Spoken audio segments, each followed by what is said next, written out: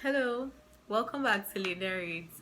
How are you guys doing? I hope you're staying safe, washing your hands, practicing social distancing, wearing your masks, and all of that.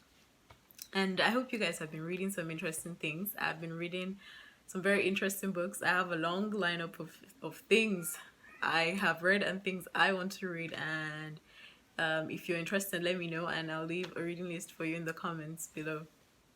So today I want to talk about this book, A Broken People's Playlist.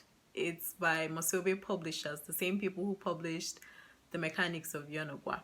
So I've noticed something about Masobe, like their books are very pretty. Whoever is designing their books is doing a very great job, you know? Just see how pretty it is. Very, very pretty. Like the texture and everything, the colors are very vibrant and it makes you curious about what's inside. So these stories, it's a collection of short stories, about 12 short stories inspired by songs. So if you love songs and storytelling, it's very interesting, very intriguing. Like it's something very unique. I haven't read anything like that, like, you know, something that combines storytelling and music. So it's very, very interesting, very new, and I applaud the author for doing something different.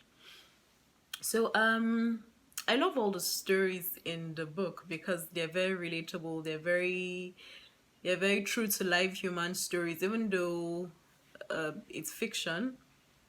They're very relatable. There are stories that you can find fragments of your experience as a human being in them. Like if you read them, there must be a story that resonates with you.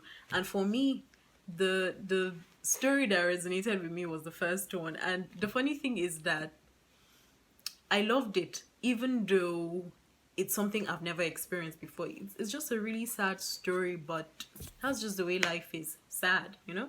So that resonated with me, even though I haven't experienced it. And it was so well written that it made me cry. So that's how I judge a book. If something is supposed to be sad and I don't cry, that means it wasn't well done.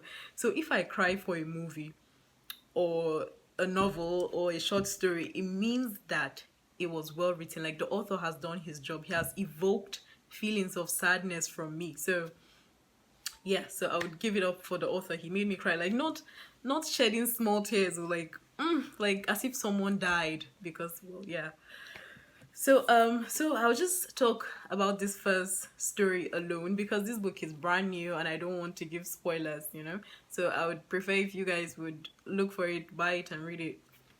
So the first story is about these two people who have been best friends since they were in their late teens, a guy and a girl, and they've always liked each other. They've always known it, but they've never really said it to each other. And they kept going around in circles, you know, dating other people. And whenever one person would be single and available to date, the other person would be in a relationship. So it just never happened. So this kept happening till they were in their 30s. Can you imagine? Like 35. So imagine over a decade of being best friends with someone you consider the love of your life and never actually being in a relationship with them. So it must have been hard. So when the girl was about to turn 35, the guy told her, see, he doesn't want to be just friends. He doesn't want to be friends with benefits anymore. He wants them to be more. And so you would expect, he even asked her to marry him. You would expect her to say yes because, of course, she loved him too. But she said no, not because she didn't love him, but because life is complex, you know. They were at different points in their lives and in their careers. He had just started this farming business, which was doing really well. He was staying in Port Harcourt. She was a lawyer who was about to be made partner. She was working in Lagos. So it was like, how are they going to make that work, you know? And she was like, she didn't want anybody to compromise because whoever makes sacrifices and compromises would resent the other person, and she didn't want that for them because once resentment sets in, then the relationship isn't going to work. So she'd rather just have him as her best friend. But the guy wasn't having it, and he decided he was going to move to Lagos, start another branch of his farm in Lagos, and get someone to manage the one in Port Harcourt for him and everything. And it just felt like finally the stars were aligning for these two people who are meant to be, and like everybody knew it, their families, their friends, people in the neighborhood where they grew up, like everybody knew them, but they were a thing even though they were not a thing. Like people knew them together but they were never together. So it was like finally these two people are going to get married, and there was a scheduled date. He was supposed to move to Lagos, and they were supposed to see, and that never happened because the day before he could get to Lagos, he had an accident. A trailer jammed him. You know how Nigerian drivers are. Was it a bus or a trailer? A big vehicle, jammed him, and the first person he called before he fell unconscious was her, but she was in a meeting and she couldn't call him back. By the time she called him back, it was his mother that picked and told her, "See you."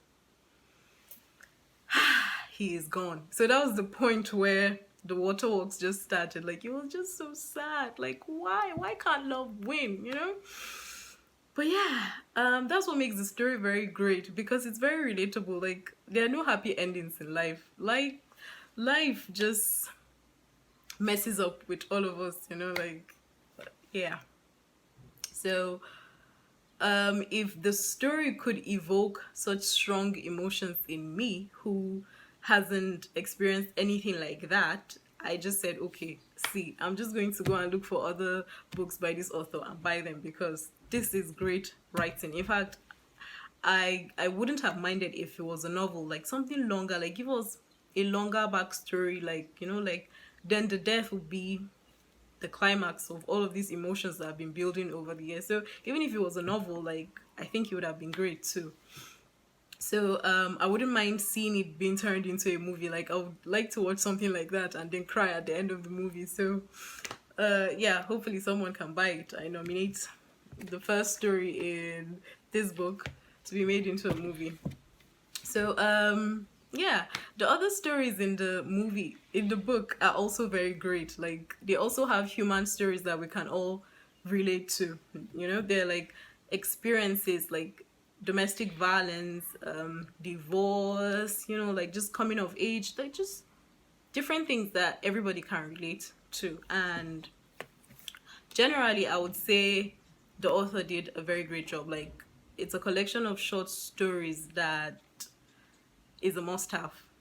I would encourage everybody to go buy this book. You can get it on www.masobe.com, or you can buy it from Roving Heights bookshops, Abuja, Lagos. Or if you're in ABJ and you just want to sit at home and have the book brought to you, you can buy it from the book markets NG. That's where I bought it from, so they delivered it to me. So yeah, if you have any questions, you can leave them in the comments below. If you loved this video, leave a thumbs up and share and subscribe. And yeah, stay safe till next time.